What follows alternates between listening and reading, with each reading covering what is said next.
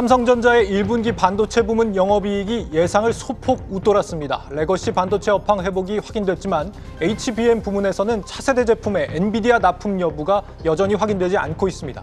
미국 관세 리스크와 관련해 삼성전자는 생산지 이전을 비롯해 다양한 대안을 검토하고 있다고 밝혔습니다. 네, 산업부 김대영 기자와 알아봅니다. 김 기자, 이 반도체 영업이익이 1조가 좀 못 미칠 거란 예상이 있었는데 그거보다는 아주 소폭 잘 나왔습니다. 네, 그렇습니다. 삼성전자가 오늘 사업 부문별로 세부 실적을 공개했는데요. 반도체 사업을 담당하는 DS 부문의 영업이익이 1조 1천억 원을 기록했습니다. 증권사 추정치였던 8천억 원에서 1조 원 수준에 부합한 건데요. 하지만 DS 부문 영업이익만 따져보면 3분기째 하락세입니다. 지난해 2분기에 6조 5천억 원을 기록한 뒤 3분기와 4분기에 이어 올해 1분기까지 내리막길을 걷고 있습니다. DS 부문 매출은 25조 1천억 원인데요. HBM 판매가 감소하면서 전분기보다 17% 감소했습니다. 특히 서버용 D램 판매가 확대되고 낸드 가격이 저점에 도달했다는 인식으로 추가 구매 수요도 있었는데요. 미국의 반도체 수출 통제 때문에 타격이 컸습니다. 파운드리도 계절적 수요 약세와 더불어 가동률 정체로 실적이 부진했습니다. 네. 엔비디아 HBM3 이 납품은 성사가 된 건지 여기에 대한 언급은 뭐 없었어요?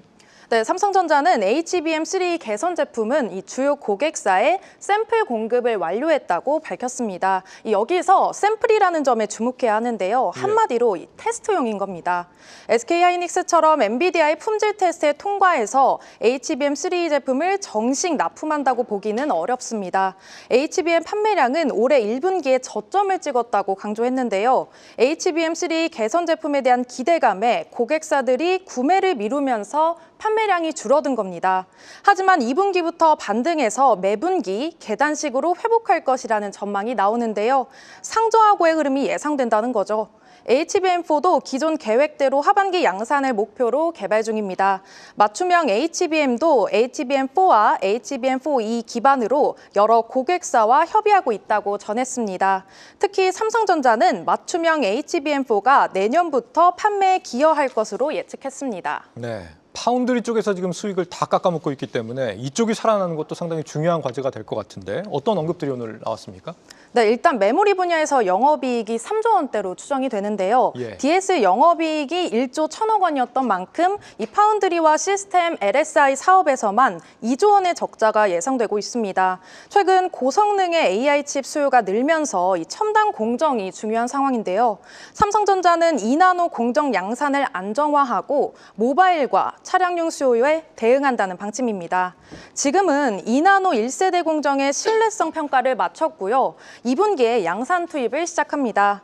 동시에 2나노 2세대와 4나노 전력 최적화 공정도 고객사 설계를 지원할 인프라를 적기에 구축하고 있다는 입장입니다. 삼성전자는 지난 2022년부터 게이트 올 어라운드 공정을 활용해서 세계 최초로 3나노 양산에는 성공했지만 이 낮은 수율이 걸림돌이 됐죠. 실적 반등을 위해서는 고객사 수주 확보가 관건인데요. 이에 대해서 선단 노드에서 안정적인 양산을 통해 고객사의 신뢰를 높이고 신규 수주 확대에 적극적으로 나서겠다고 설명했습니다.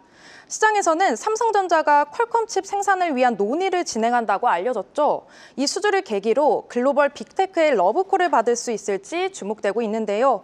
삼성전자는 하반기로 갈수록 수요가 점차 회복되면서 가동률이 개선될 것으로 추정하고 있습니다. 네, 나노공정 수율 개선이 결국 고객사 확보로 이어지는 것이겠죠.